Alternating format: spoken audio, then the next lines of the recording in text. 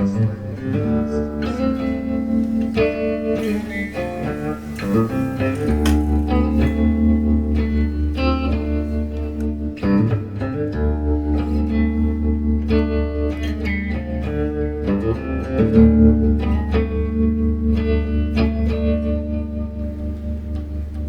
of you have probably seen illustrations of the statue that Nebuchadnezzar built that Daniel writes about.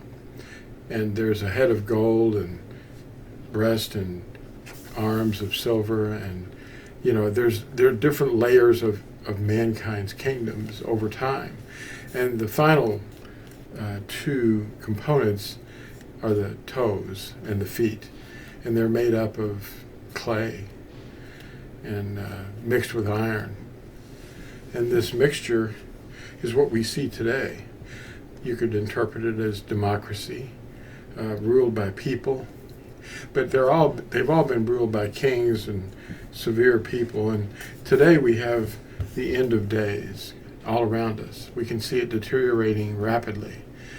And this book, The Fall of is all about this idea, and I'm going to let a robot read it to you, the introduction, and you can listen to the whole robot read it on Audible and other books of mine that I've written. These are my words, but you're going to hear it being spoken by a robot.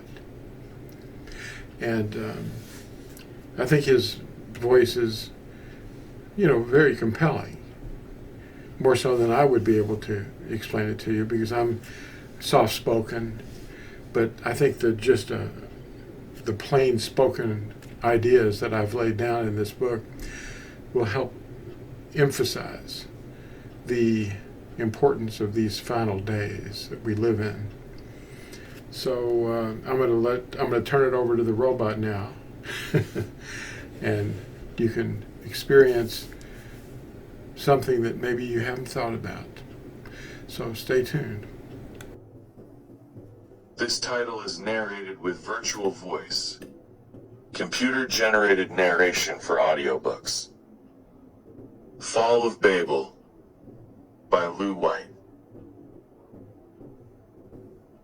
Introduction to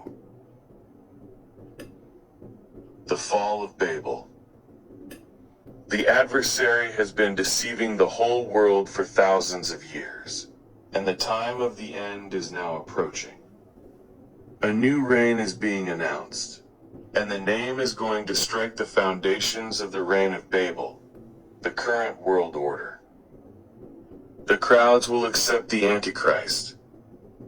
The one being referred to by the false name is the true Messiah, and he's coming a second time to crush the head of the dragon, the king of Babel.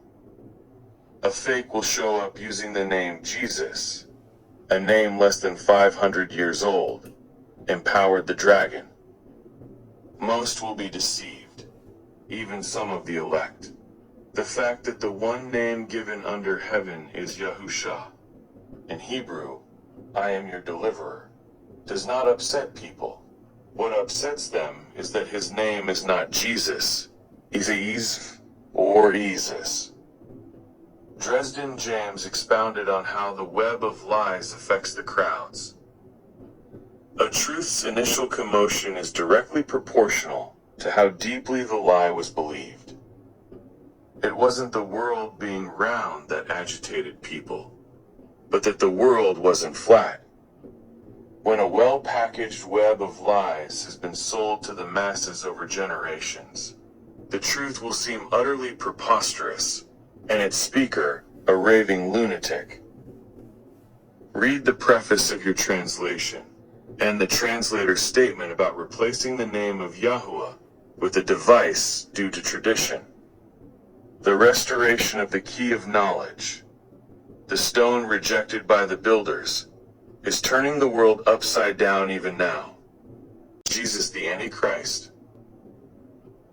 We are Yahuwah's witnesses. This is why we are being refined. To recognize the true Elohim by his real name, and to guard his commandments. Our belief in the one changing us is not in a magic word, but the living Elohim who is, who was, and who will be. The builders reject his name because they do not know him. If he is truly refining us, we will have to choose between the opinions.